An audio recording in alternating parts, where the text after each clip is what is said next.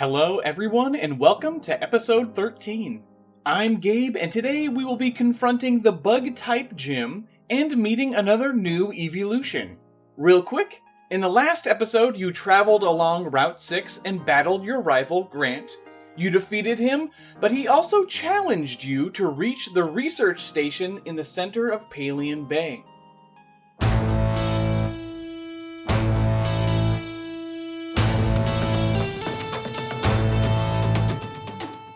But now, you've arrived in Tri-Town.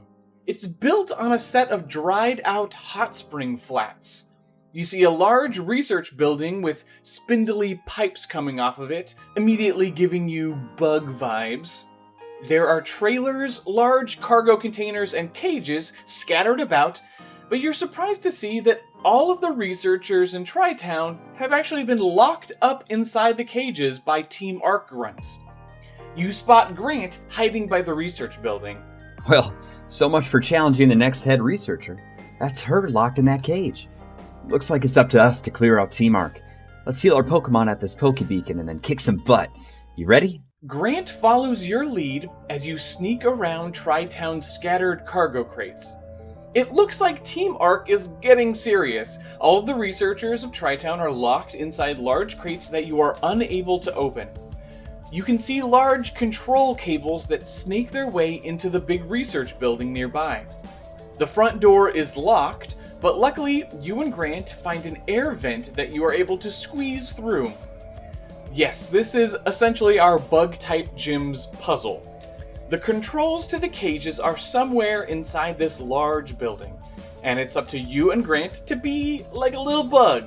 Right, wiggle your way through crawl spaces and climb up and around the building. The place is overrun by Team Arc and you'll have to battle many grunts, but luckily Grant joins you in double battles.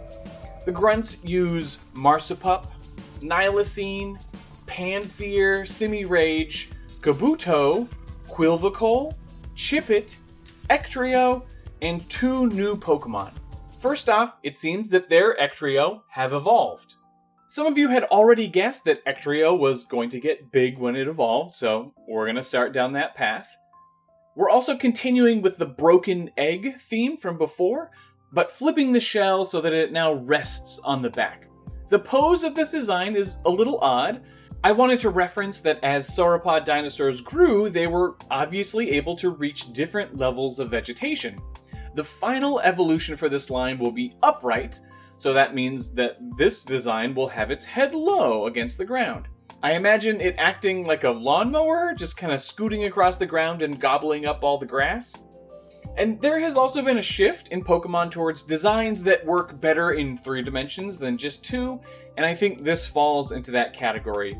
The head and 4 limbs on the ground make a uniform kind of star pattern that unfortunately doesn't read nearly as well in just 2 dimensions, so just use your mind's eye to imagine an in-game camera circling around this guy during a battle. Of course, the colors stayed mainly the same, and here is Plazauro, the growing Pokemon. The gaseous body of this Pokemon is extremely lightweight, so Plazauro try to keep their feet and head planted on the ground at all times to ensure they don't float away. Plazauro also have a voracious appetite and will happily spend their days shuffling about and devouring all low vegetation. They seem determined to grow even larger. Its ability is Clear Body, again because it's transparent, and that prevents other Pokemon from lowering its stats. Plazauro are a pretty tanky mono ghost type, but you know that things will get a whole lot bigger in its final evolution. It will also gain an unexpected secondary typing as well, and if you think you can guess that typing, be sure to let me know down in the comments below. There's also one more, much smaller Pokemon that the Team Arc grunts are using. We are going way back in the fossil record for this one. I knew that I wanted to reference the early aquatic life that first developed spines, so this will be based on the Chordata phylum, well, the Pokemon World's version of that. I also wanted to show how eyes have evolved multiple times, so this design will have barely developed little eyeballs. They're little more than divots with wee little photosensitive cells inside. Oh, and because of the way that the soft body fossils are preserved, letting us see their proto-spines, I wanted to give this squishy boy transparent skin so that we can see the spine also. This also meant that the brain is visible, which I think is fun for a Pokemon with one of the first complex nervous systems, and lets us pull in the typing too, Mono-Psychic type. This is Cortulli, the brain Pokemon. This small fish is thought to have been one of the first Pokemon to develop a brain and complex nervous system. Cortulli brains developed so quickly that they gained strong psychic powers. Unlike other aquatic fish, they have left the water using their telekinetic abilities. Cortulli have very rudimentary eyes and get grumpy when they accidentally run into something. Its ability is levitate, so it's using its brain to float and swim about through the air, and that means that the Pokemon is immune to ground-based attacks. These little protofish aren't too much of a problem for you and Grant, and eventually you're able to clear out the last of Team Arc. You two are the worst. Sure, we probably shouldn't have locked up all these scientists, but they wouldn't get out of our way. They wouldn't listen to the good we're trying to accomplish.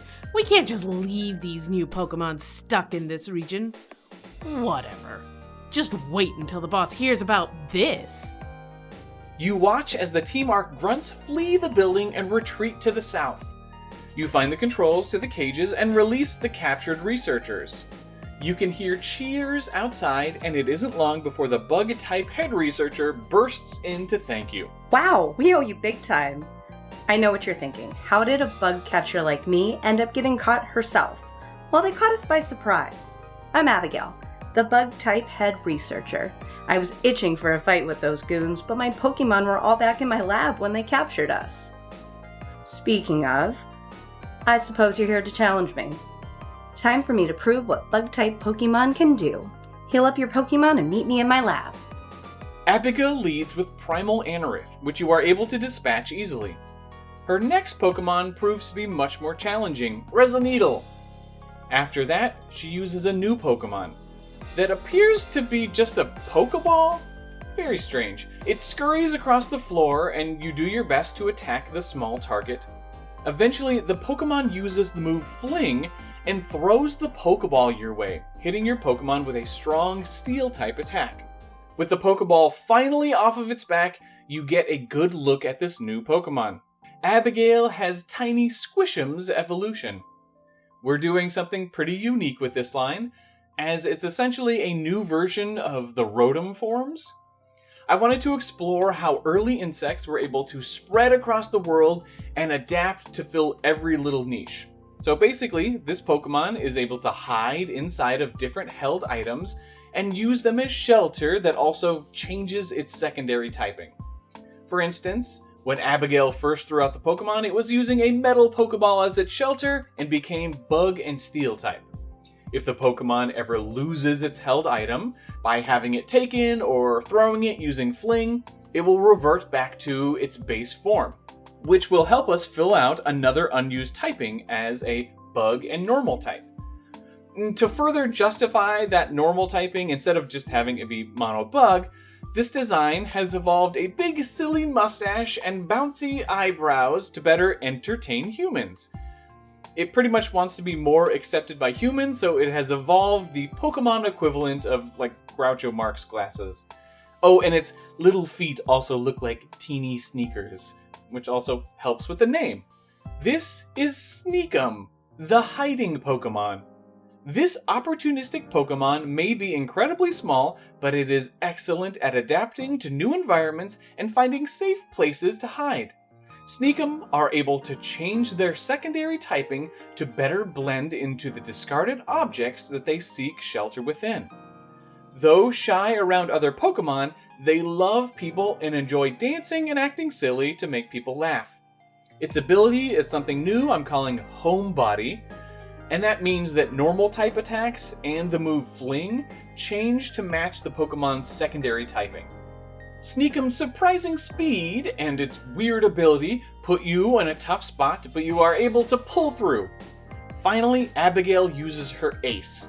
Alright, Time for another Eeveelution. Now, the bug typing is probably the most difficult to add to an Eevee. Like, how do you add insectoid features to a little fox Pokemon and not have it look like a disturbing abomination? I mean, there's a real balancing act between getting bug-like characteristics, but maintaining the established Eeveelution cuteness level. And it was most important to me to maintain the silhouette of the ears, keep a believably Eevee-ish tail, and make it something that you still wanted to snuggle. By curling the antenna around, we still got the ear shape that I wanted. The tail ended up being pretty straightforward. And leaning into the fuzzy bumblebee aesthetic gave us a wonderfully poofy design. This would evolve from Eevee when it levels up using the bright powder held item. Oh, and since I forgot to mention it when we met Lofteon, that Eeveelution evolves when it knocks out a flying Pokemon while holding a float stone.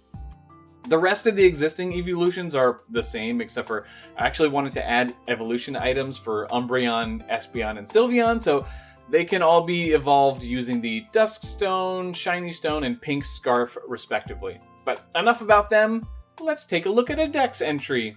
This is Bumbleon, the Snugglebug Pokemon. It is not recommended that trainers with seasonal allergies evolve their Eevee into this bug-type Pokemon. Bumbleon love to find fields of flowers to roll around in. While their fur is incredibly soft, it is also packed full of pollen.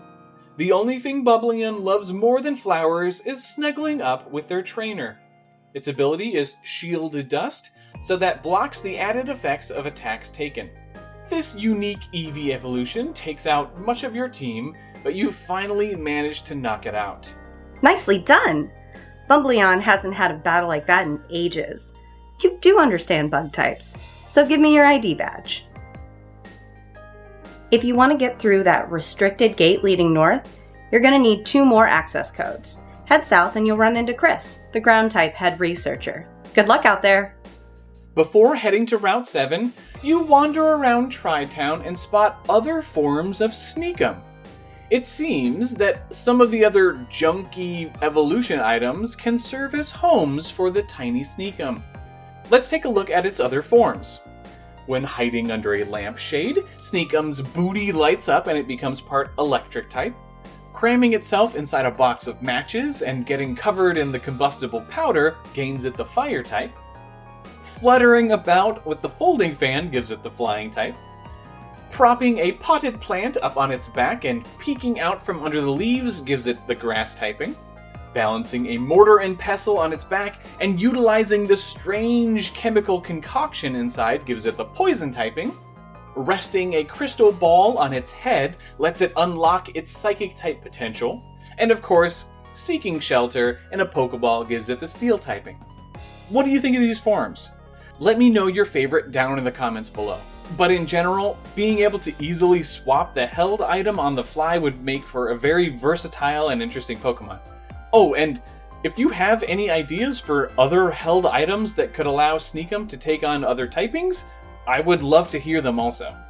We met a lot of new Pokemon and forms, so be sure to let me know what you think of them and who you would put on your team.